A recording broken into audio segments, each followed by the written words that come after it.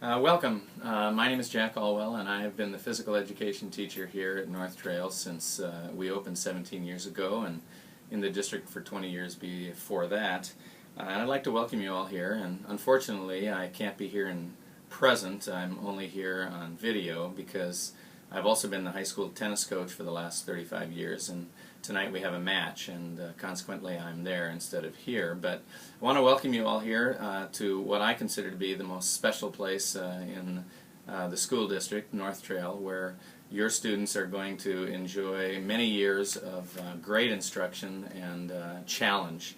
And one of the great challenges that we have is in physical education. And just want to share with you that North Trail has a distinction in many ways in that your child will have physical education every day, albeit for 25 minutes. Most students in the state of Minnesota do not receive such instruction, and we are the only school in Farmington that does. And I consider that time to be both special and very, very valuable.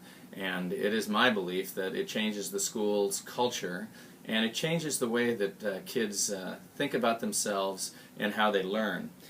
We have four major goals that everything contributes to. The first goal is that we want to create lovers of movement, so that we'll find that your child appreciates movement and wants to do something to move all their lives. And that's extremely important to me, that they enjoy this. Incidentally, one of the things that's absolutely essential in that is that the kids enjoy the activities that we do. Consequently, we create challenges in all the activities, and hopefully we're able to level the playing field so that the challenges can be met individually by each student should they strive to meet them. But one of the things that we found is in research that adults who know better and know that they need to be active to stay fit still will not do it unless it has immediate satisfaction. So you know about all those people that have gym memberships and yet they lay fallow. Well, the same thing is true of kids, and that is that if it isn't immediately rewarding, that they're not going to participate to the degree that we feel they need to get the benefits of those activities. So fun is at the heart of many of the things that we end up doing. The second thing we want to address is, of course, our kids' fitness levels. We live in a nation that is progressively becoming unfit. And our primary target, of course, is cardiovascular fitness. Now, that's done for two reasons. One, cardiovascular fitness is a very good indicator of overall health. And so, of course, we want to see that increase. But another thing, from an educational perspective, cardiovascular fitness is essential to brain growth. And brain research shows that the human brain does not store any fuel at all. And even though it is the #1 fuel user in the body, and consequently it relies solely on the cardiovascular system to deliver its fuel. Those with a weak cardiovascular system do not have the brain function that those with a strong one does. Consequently, we want to see that improve as much as possible. We also want to see our children acquire and practice skills. Sports skills and various individual skills are extremely important. If a child perceives that they are skilled, they are much more likely to remain in an activity than if they perceive that they are not. And then finally, we want them to understand certain things and have a conceptual knowledge of the things that will contribute to their health later.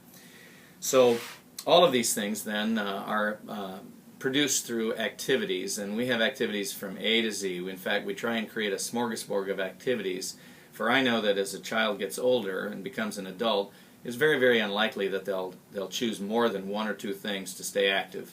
But that's enough for us. So if your child finds something that is wonderful and active, then that is a goal of ours. So we do things such as inline skating, parachutes. We have team building and initiatives in one of my favorite units, and I think most students' favorites, where we have activities such as Escape from Devil's Island and Mission Impossible and the like. And the list goes on and on.